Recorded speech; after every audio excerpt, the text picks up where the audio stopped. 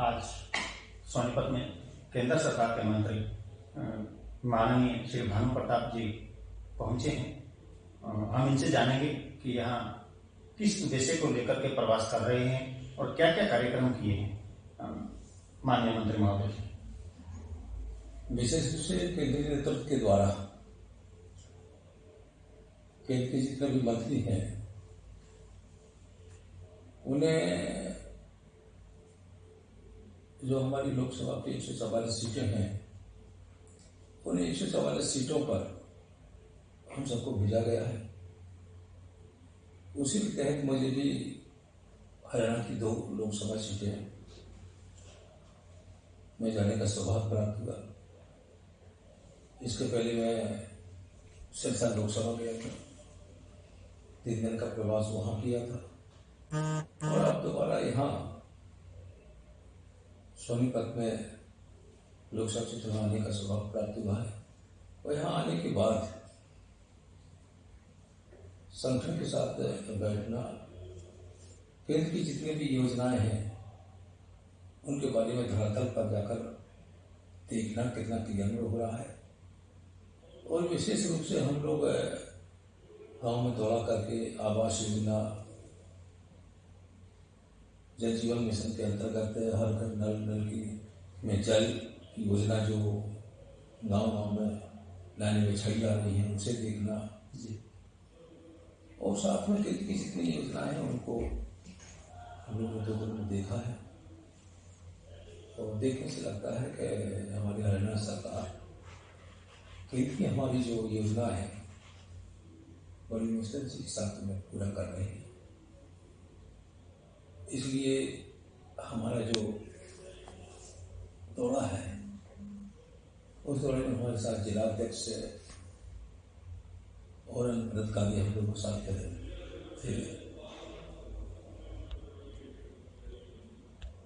हमारे जो प्रदेश के मुख्यमंत्री हैं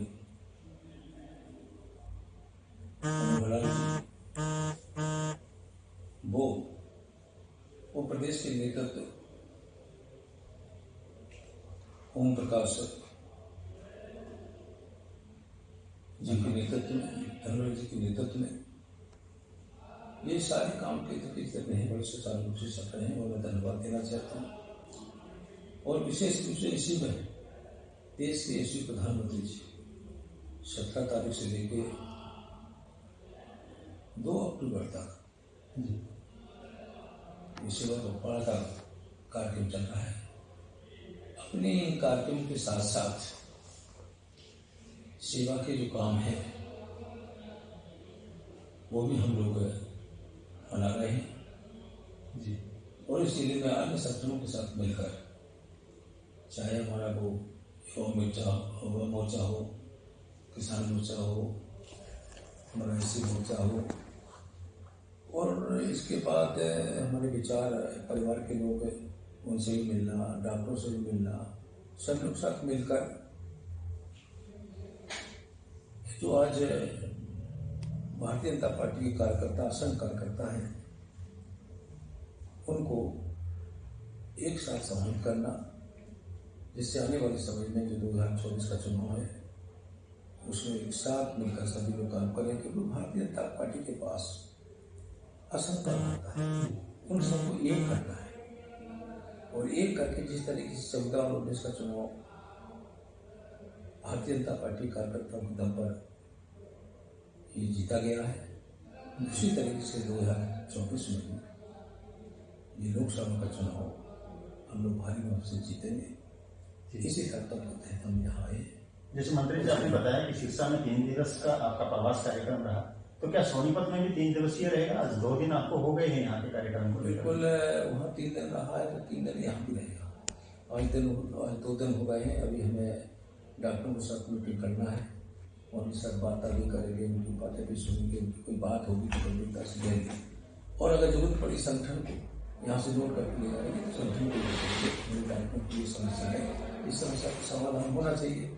और कल भी हमारे दौरे हैं और हम लोग कल दौड़ेंगे और शाम को यहाँ से रवाना होंगे। इसके बाद फिर पुनः बहुत जल्दी सिरसा भी जाएंगे और सोनीपत भी पुनः आएंगे। मंत्री जी, अभी 2 दिन का आपने प्रवास किया है, 2 दिन में जितने संगठनों से आप मिले तो उसमें कैसा आपको आभास हुआ सोनीपत को लेकर? विशेष रूप से सोनीपत के कार्यकर्ताओं से मिलना हुआ है, सभी प्रसन्न थे, सभी संगठन के लोग हमारी जो केंद्र की और प्रदेश की योजनाएं हैं उन्हें मिलकर जो अच्छा काम कर रहे हैं। मैं तो जिला अध्यक्ष को बधाई देना चाहता हूँ कि उनके जिले में अच्छी तरीके से लोकसभा क्षेत्र में जो लोकसभा 2 जिले से मिलकर बनता है, दोनों जिलों में अच्छा काम। जैसा आपका मंत्रालय है सूक्ष्म लघु और मध्यम उद्योग, तो उसके नाते से आप कैसा देखते हैं हरियाणा का जिला सोनीपत में? क्योंकि ये उद्योग क्षेत्र है, हमारे यहाँ कुंडली बहुत बड़ा औद्योगिक क्षेत्र है, उधर से बड़ी है, राई है, नजदीक में अभी खड़कोदा आए हैं, मारुति का बहुत बड़ा प्लांट आ रहा है, तो उस नाते से आप कैसा देख रहे हैं? विशेष रूप से हमारे मंत्रालय है MSME, सूक्ष्म लघु और मध्यम उद्योग मंत्रालय, जिसे हम लोग micro small and medium enterprises कहते हैं। उसमें ये छोटे छोटे जो उद्योग हैं, ये मारुति वाला तो बड़ा उद्योग है, हमारे उसमें छोटे छोटे उद्योग आते हैं। छोटे छोटे लोग उद्योग लगाकर अपनी आर्थिक स्थिति को सुदृढ़ करें और उसी के लिए हम लोग लोन भी दिलाते हैं। PMEG की योजना के अंतर्गत हम लोग प्रयास भी कर रहे हैं कि उसके अंतर्गत लोन भी लें। और सरकार के द्वारा जो सब्सिडी है, जैसे सामान्य वर्ग के लिए 15 से 25% तक सब्सिडी है, और अगर SC वर्ग के हैं, महिला है, तो उन्हें 25 से 35% तक सब्सिडी है।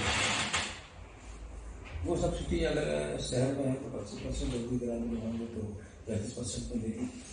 ये हम लोग बता के उन्हें ज़्यादा से ज़्यादा उनका सहयोग करना चाहते हैं। और विशेष रूप से हम लोग देख रहे हैं यहाँ, अगर कोई ऐसी इंडस्ट्री है जो कोरोना काल में किसी तरीके से सिक हो गई या किसी तरीके से काम नहीं कर पाई, तो देश के यशस्वी प्रधानमंत्री ने उन्हें सुदृढ़ करने के लिए, पुनः चालू करने के लिए 5 लाख करोड़ का एक अलग से पैकेज दिया है ECLGS योजना के अंतर्गत। उसमें से करीब 3.5 लाख करोड़ रुपए इन फैक्ट्रियों को दिया जा चुका है। और बकाया भी हम लोग देख रहे हैं कि ये योजना 31 हमारे मार्च और 2023 तक के लिए पुनः से बढ़ाती गई है। और इसमें हम लोग देख रहे हैं अगर कोई ऐसी शिकायत हमारी ऐसी कोई कंपनी है जो किसी तरीके से कोई काम नहीं कर पा रही, उस कैटेगरी में आ रही है, तो निश्चित हम लोग चाहते हैं वो अपनी सहायता ले इससे अपनी फैक्ट्री को चालू करें। मंत्री, जैसे माननीय प्रधानमंत्री जी का हमेशा ये प्रयास रहता है कि स्वरोजगार को अपनाएं। हर युवा आज के दिन अपना कोई लघु उद्योग लगा करके अपने स्वरोजगार की तरफ कदम बढ़ाए, तो उस दिशा में ऐसा क्या प्रयास कर रहे हैं कि जिससे हमारी आने वाली वित्तीय समस्याएं, किसी को लोन की समस्या है या कोई एनी अदर्स डॉक्यूमेंटेशन की समस्या है, कहीं परमिशन की समस्या है, तो उसको एक क्लिक माध्यम से, जैसे कोई ऐसा पोर्टल है जिसके माध्यम से किसको आने वाली दिक्कतें हैं तो वहाँ से उसका समाधान हो सके, ऐसा कोई हो तो? नहीं, बिल्कुल। हम लोग यहाँ रजिस्ट्रेशन करने के बाद अगर कोई दिक्कत आती है काम करने में, हमारे यहाँ समाधान पोर्टल है, उसमें आप डालिएगा, कहीं आपका पैसा फंस गया, कोई सारी चीज़ें हुई तो उसका जवाब भी मिलेगा, सारी चीज़ें मिलेगी। तो ऐसे पोर्टल हम लोग यहाँ बने हुए हैं, उसके माध्यम से हम लोग MSME में जो हमारे यहाँ यूनिटें हैं, जो हमारे यहाँ रजिस्टर्ड हैं, उन्हें हम लोग सहायता करते हैं। मंत्री जी, अंतिम सवाल है कि अभी जैसे आपका 3 दिवसीय प्रवास है, तो ये एक ही बार का 3 दिवसीय प्रवास है या ये कंटिन्यू इस लोकसभा को आप लगातार देखेंगे? मतलब आगे आने वाले कितने दिनों बाद आपका दोबारा विजिट रहेगा? राष्ट्रीय नेतृत्व ने मुझे यहाँ भेजा है और ये क्या भेजा है कि आप 2024 तक आपको इसे देखना है जी। और 2024 के हम लोग 1-2 महीने में यहाँ दौरा करते रहेंगे और पार्टी नेतृत्व का जैसे फिर आदेश होगा उस आदेश का पालन करना हम तो कार्यकर्ता है, तो कार्यकर्ता के नाते फिर जो और कोई आदेश होगा तो वो करेगा कि बस 2024 तक मिलिए दोनों सिरसा और सोनीपत दोनों लोकसभा मिलिए, इनमें बारी से हम लोग आते रहेंगे और इसी तरीके से प्रवास करके अपने कार्यकर्ताओं को प्रसन्न रखेंगे, उनकी हर बात को सुनेंगे। कहीं कोई अगर ऐसी समस्या है जिससे हम लोग नेतृत्व को बताना पड़े तो वो भी जाकर बताएंगे और इस तरीके से मंत्री जी, जैसे आने वाले नेतागण हमारे से केंद्र स्तर से आए, प्रदेश स्तर से आए, कितने भी सीनियर्स हों, तो वो जब सोनीपत की धरती पे आते हैं तो बड़ी तारीफ करते हैं कि बहुत सेवा करते हैं यहाँ के कार्यकर्ता।